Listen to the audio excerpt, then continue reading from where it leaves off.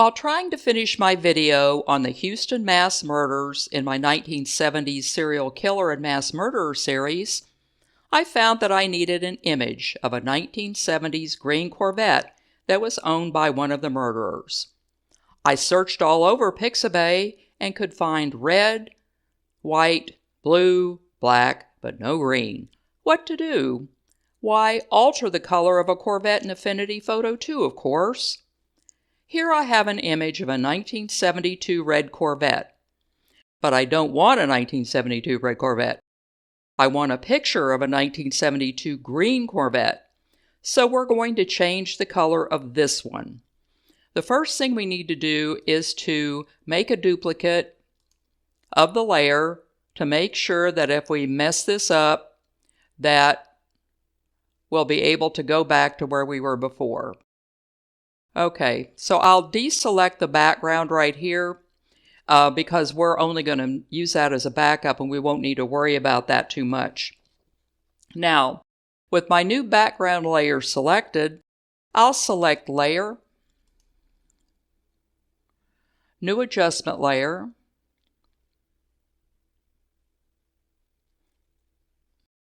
and then we will find Recolor right here.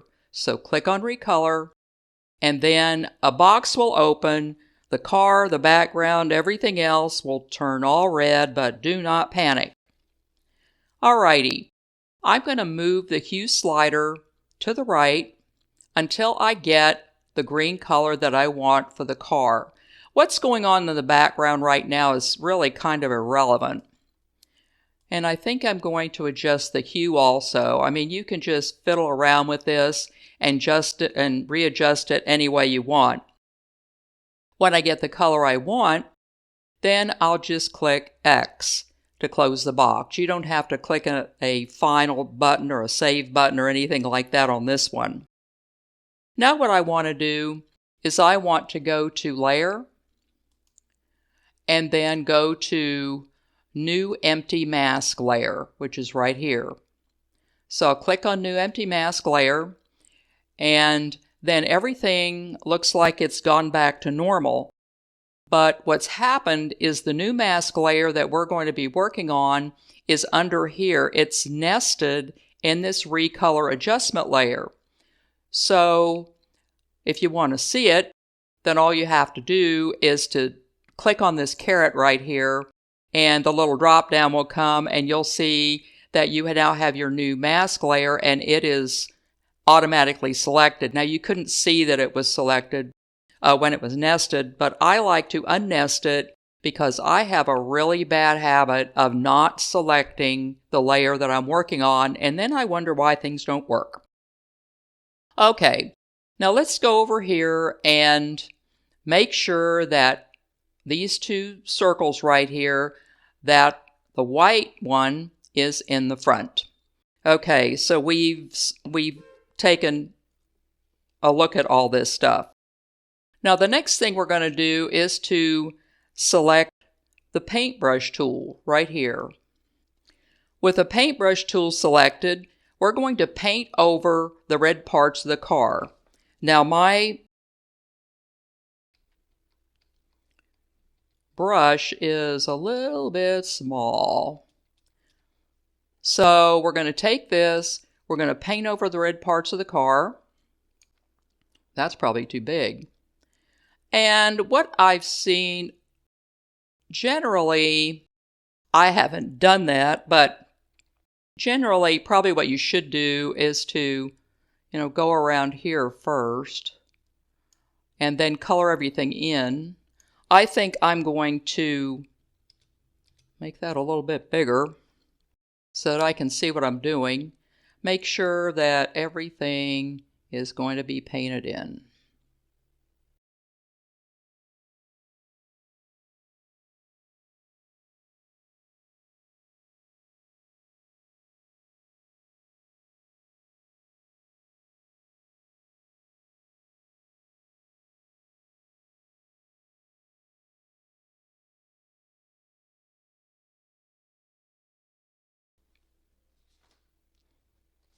Okay, Now that I have my car painted the way I want it, and I've checked, all the little nooks and crannies where that red might pop up, I've zoomed back out again, and now I think one more thing I'm going to add is to blur the background so that that car will pop out.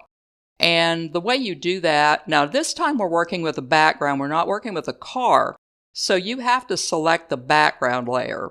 And as I told you previously, I have a really bad habit of forgetting to select the appropriate layer, and then of course it doesn't work, and then I get all mad, and well, you kind of get the picture. So, now what we're going to do is we are going to go to the selection brush tool, and we're going to need to select the car. So we've done this before, and it doesn't have to be perfect, especially in this case, when you're just blurring a background, because there's really, not a hard line of demarcation between the blurred background and this. It just kind of, okay, we'll get all that. And remember, if you go out of the lines, like right there, what I just did, you can fix that by, I'd like to say that I messed this up on purpose to show you what to do, but I really like to be honest. Okay, so if we get out of the lines, then we go back up here to subtract, and then we can subtract, some of this bad area off of here. Let's subtract a little of this off. And we've got a tire that we need to add back on. I will maybe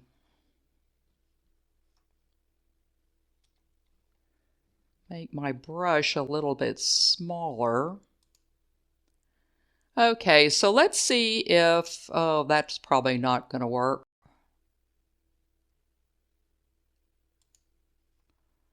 Subtract. Let's get this back closer to the tire.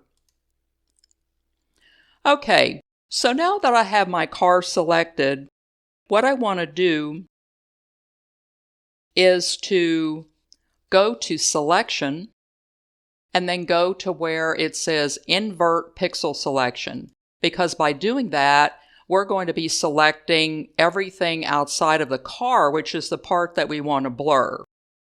And since we have our background selected already, we should be able to go up to Filters and Blur and Gaussian Blur, and see how it blurs already, probably because the radius is already fiddled with, but we can see how it unblurs and blurs as much as we want, and that kind of looks kind of odd, but okay, so we can blur it as much as we want like that.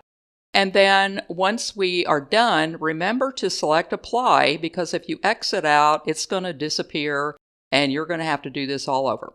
So now we select Apply, everything is applied on there, so when you're done, you've got to get rid of those marching ants. So you go up to Select and then Deselect. And so now you have a green car instead of a red one with the background selected. And this is actually the car I used in my video that I'm still working on, that I have been working on for about 2 months. Hopefully I'll get it done in the next month or so. So hopefully you can make use of this in your own Affinity photo projects. And remember to like, subscribe, and ring that notification bell to stay tuned for my next video.